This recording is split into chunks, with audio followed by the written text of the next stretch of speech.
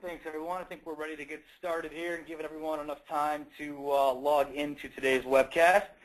So first off, just want to say thank you for attending today's webinar titled Become Price Competitive with Large NVOCCs. My name is Adam Ritzak, and I will be your moderator for today. Before we get started, just have a couple of quick items to run through, and then we will jump into today's presentation.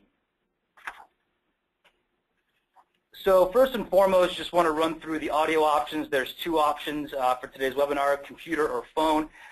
Please be sure to stay on mute throughout the duration of the webinar so we can prevent any feedback or unnecessary noise coming through. In addition, we will have a Q&A session at the end of today's webinar, so please be sure to enter any information, comments, questions you have into the question box during today's webinar. We would briefly like to take a moment here just to introduce our presenters for today.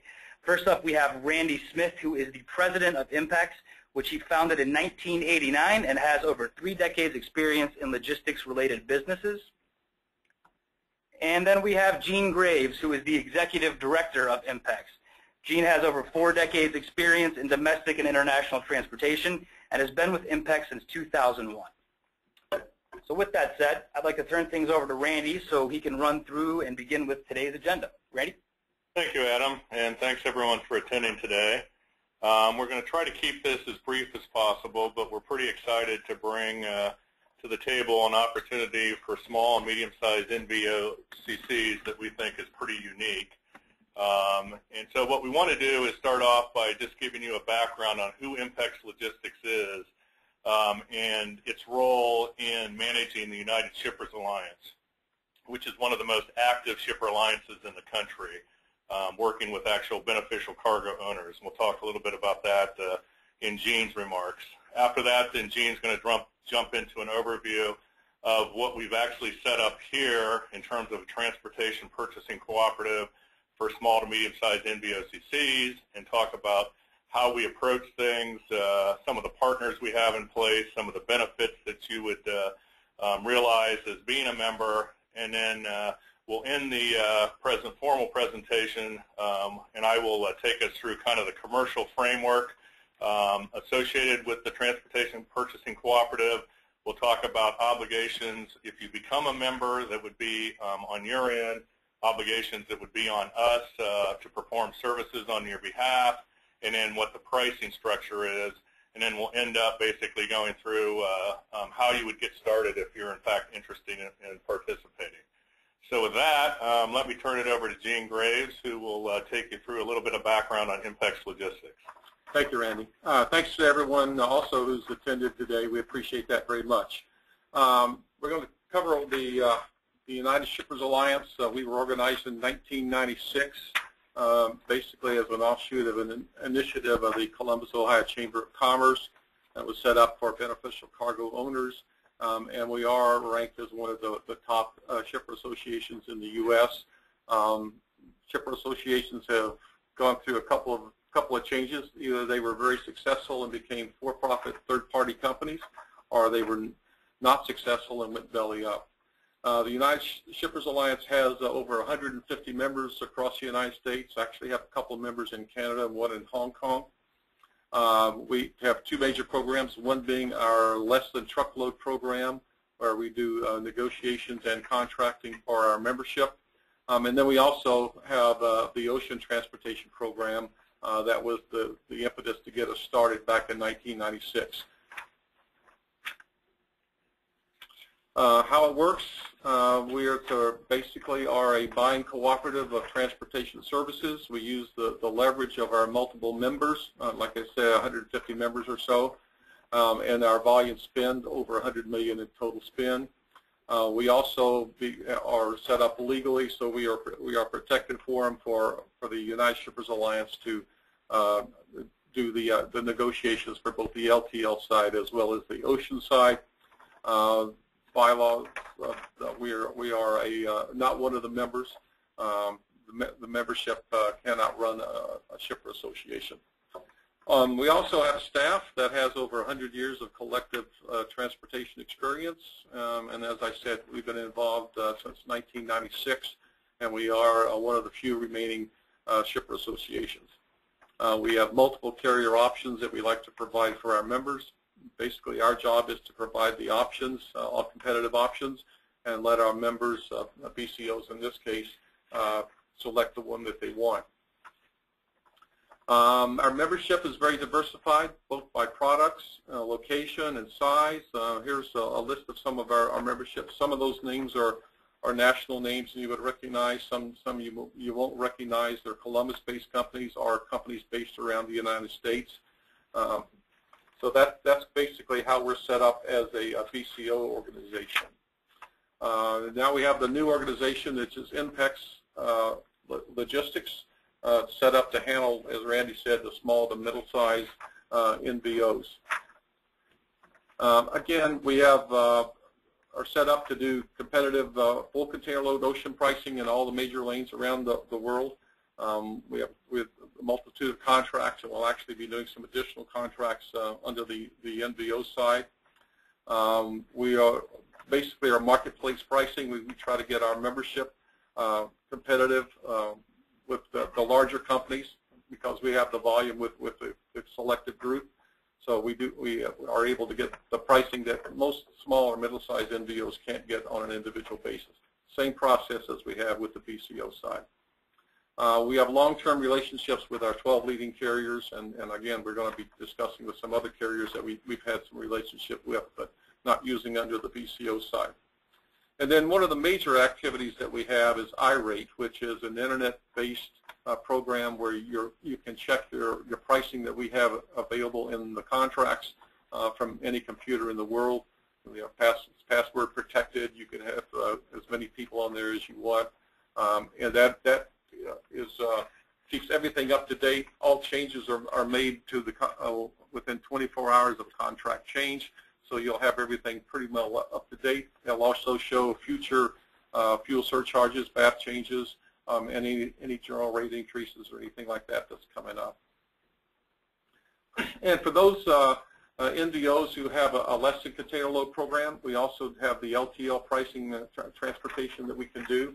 Again, we do this for our BCO side, and it's a breakdown. We do an FAK structure. We have significant discounts. Again, we have a long-term relationship with 10 of our carriers. We also, same as we do with on the ocean side, we like to provide multiple options to our membership, competitive options. And one of the big items we have is our fuel surcharge, where we've negotiated a fuel surcharge that's roughly half of the going rate on the fuel surcharge. The IMPEX approach is going to be very similar to what we do with the United Shippers Alliance. We take the leverage of our members and use that leverage along with our experience, our long-term carrier relationships, and then we provide the members with competitive options, and then the member has the control of selecting from that group of pricing that we have available. Quickly, here's a list of our current ocean partners. You can see all the carriers we have on there. In addition, we will be adding some additional carriers to this list for the NVO side. And for those of who need the LTL side, here's a listing of our current LTL partnerships. NVO benefits. Number one is that we're doing this collectively, so we have the information that we get from all of our members and are able to use that collectively to make a good information sharing. Overall, there's things that we can share. Pricing we do not share. Then we secure the competitive ocean and LTL pricing.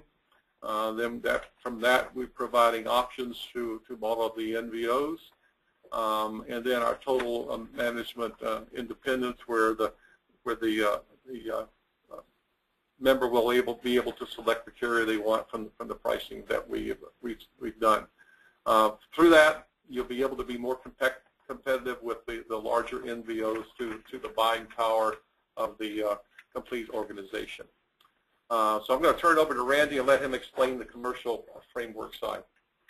Thanks, Gene. So real quickly, we'll just step through the obligations if you were to join the cooperative that would fall on you.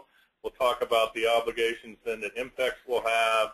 We'll talk about specific charges that would be charged to you as a member, and then we'll talk about next steps. So first of all, in terms of obligations for you, they're pretty simple, and I certainly don't think onerous at all.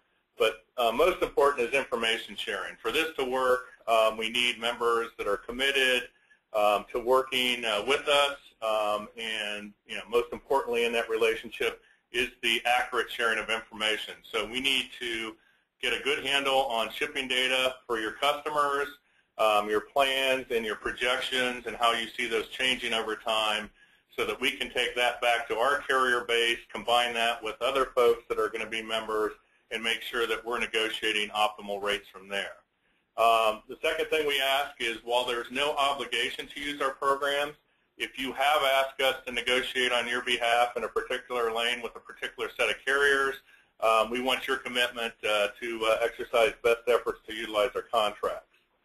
The third one is a non-circumvent. So basically, if you've asked us to negotiate on your behalf with certain carriers, we would be looking to, for your commitment, not to negotiate with those same carriers in those same lanes for not only our benefit, but also for the benefit of the carriers. We don't want to put them in a awkward situation. So again, it's back to that whole cooperation. And if we cooperate closely, then as we've seen with the United Shippers Alliance, things become very successful for all members. Next is confidentiality. Basically we're asking for your commitment not to share and use the information that we've provided in negotiations with other carriers. We're going to provide a benefit. We're going to provide a lot of effort on your behalf, and we're just asking that not be used outside of our relationship. And then finally, non-solicitation. Basically, we're asking that you would not, we've got a lot of talented people, which are our most important asset, so we're asking that you not solicit our employees as a part of this relationship. So turning to IMPEX's obligation on your behalf, some of these are similar, but most important to you is that we will provide open access to any of our contracts. So we're going to make available, certainly our ocean contracts, and then for those of you that might need LTL assistance as well, those contracts, and you're able to participate in any or all or none of those contracts that we've put in place.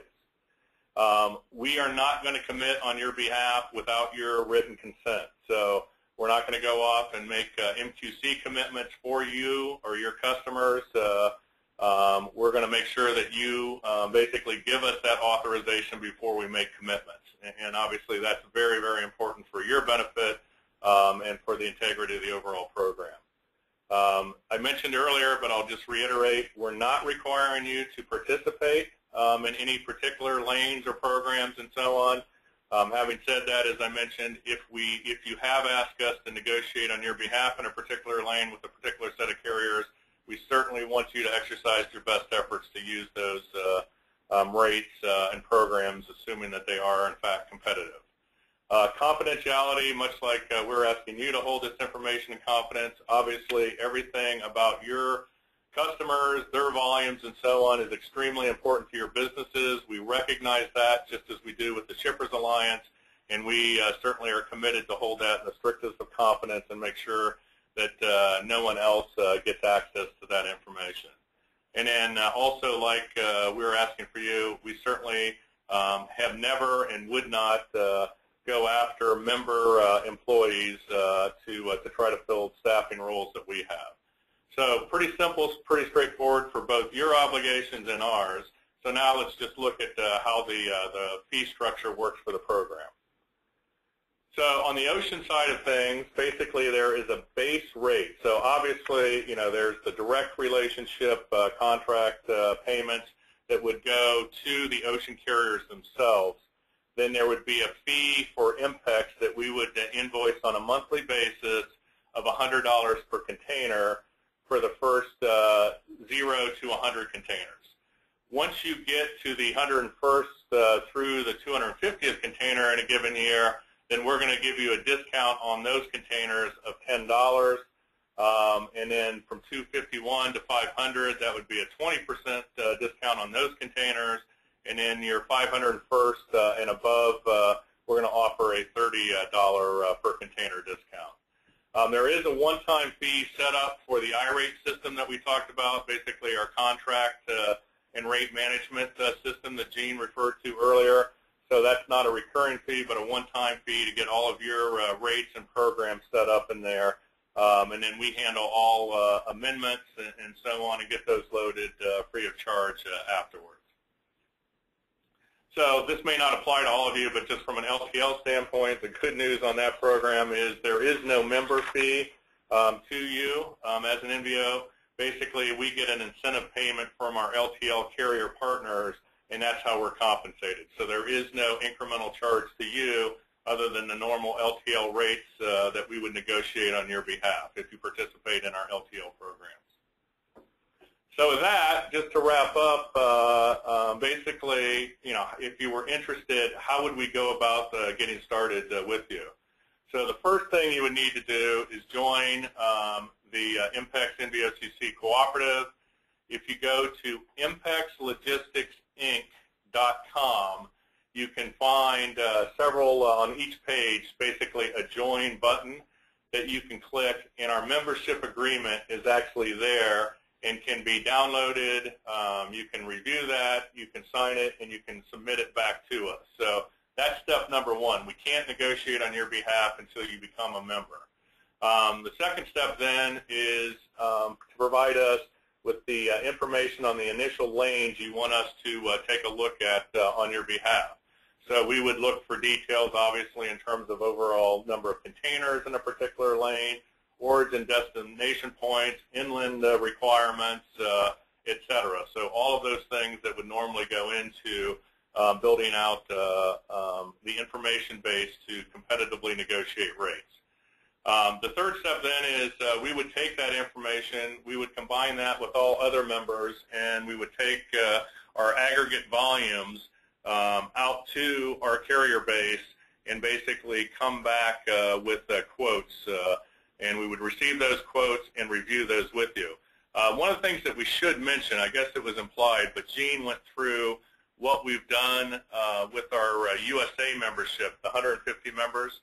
While they don't directly participate in this program, certainly our carriers recognize the fact that we've brought them that business. So we're not just leveraging the negotiation from this new NVOCC purchasing cooperative. We'll certainly get the benefit practically, though not contractually necessarily, but practically of our USA membership as well. So anyway, we'd get quotes back and then basically review those quotes with you.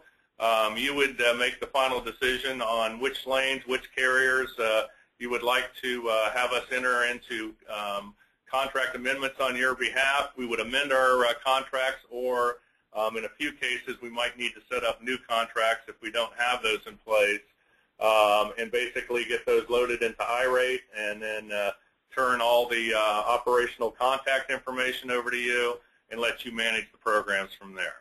So basically, it's a pretty simple process, pretty straightforward, and works well. Again, the key, I think, to success is just basically being as open, as possible with information, so we can do the best job on your behalf.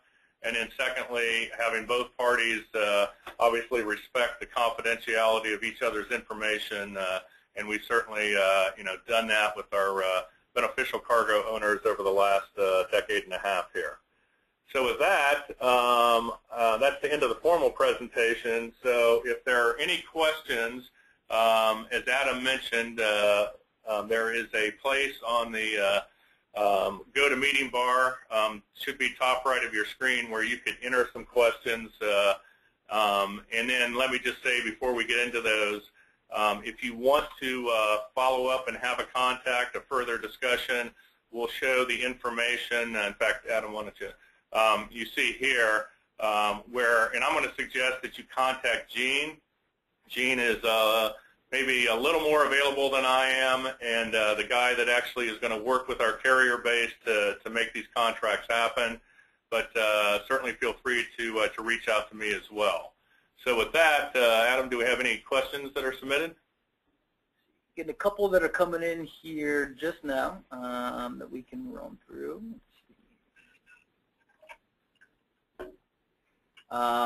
We had a question come in here asking about if they were to choose to participate and say only use 5 of the 15 carriers, are there any discounts that would be included in fees?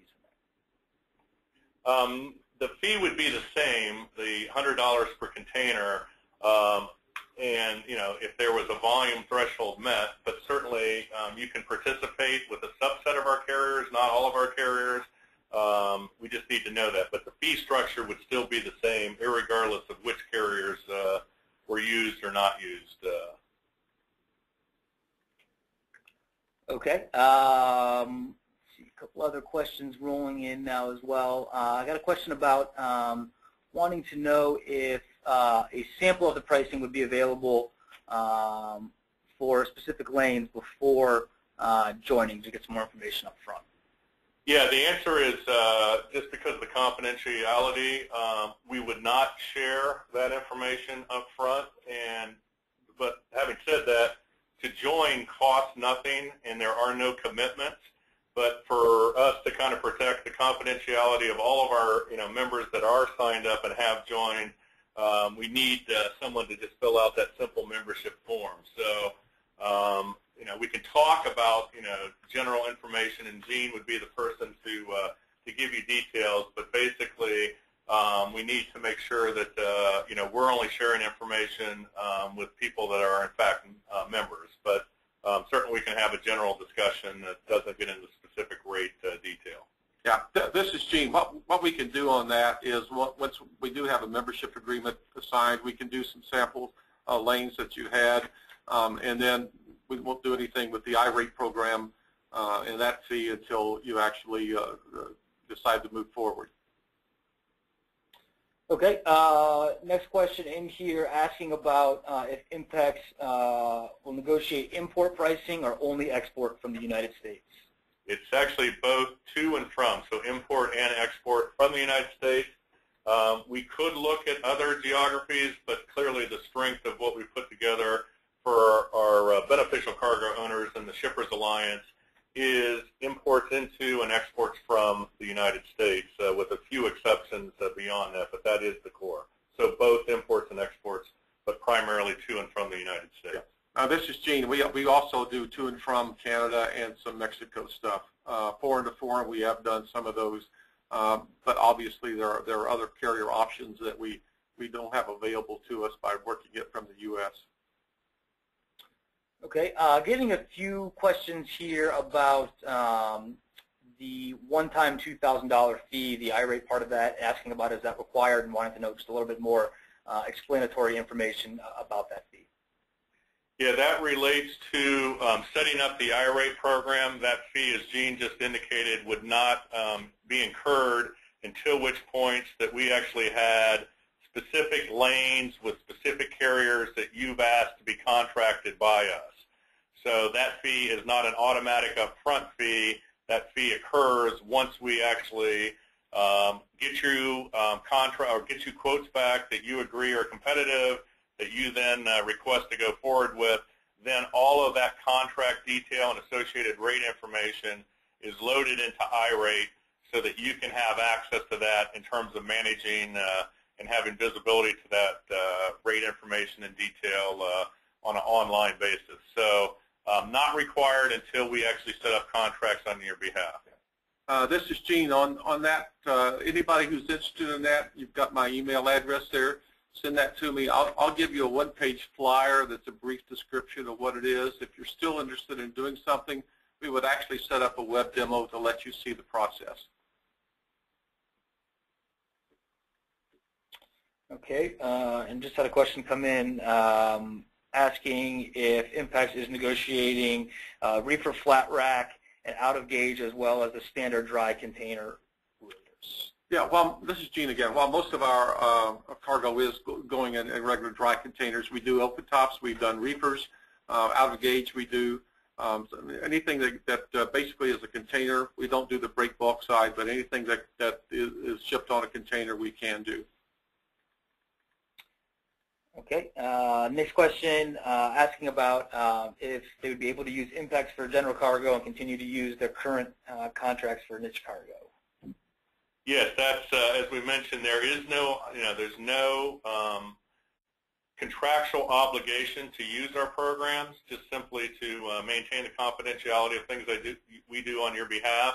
But you certainly could use a combination of our programs in particular lanes with particular carriers, and then use your own programs in niche markets with your carriers that maybe you have long-lasting relationships with. So you can combine the two, and many of our beneficial cargo owners, in fact, use us for portions and not for all. So absolutely you can.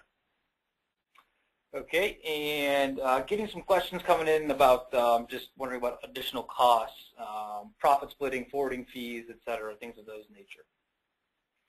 Yeah, we are the price negotiators for the ocean transportation side of it. We do not get involved in any of the documentation side, so there's no additional fees. The way we're set up, the ocean carriers would invoice the NVO directly for the charges. It doesn't pass through us, so there's no markup on our side.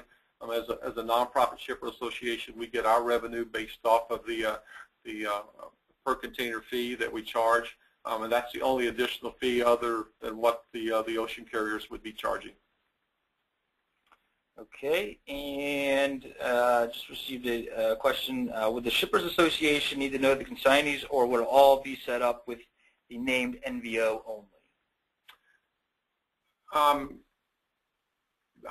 This is Gene again. I'm hesitating on that one because a lot of times the carriers will see a particular lane and they think they know who the shipper is, and they'll ask. But for a general answer to that is I don't need to know who your customer is. The NVO will be the one that's listed as an affiliate on our contract. So I think there may be cases, and we can discuss those one-on-one when a carrier would come back. But that's not, as a general rule, I don't need to know who the actual company is that you're working with. Received a question asking about if they would be able to opt to participate still in the pricing program without using the iRate feature. You can do that. I mean, the iRate, I think once you take a look at it, you'll find the iRate feature will be very beneficial to you, to your salespeople, because we can set it up where you can put the standard markup fee in there that your salespeople, your customer service people, all those kind of people within your organization could see that.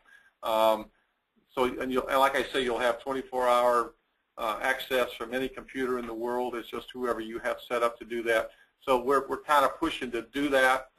If it's a deal killer, then we can talk about it.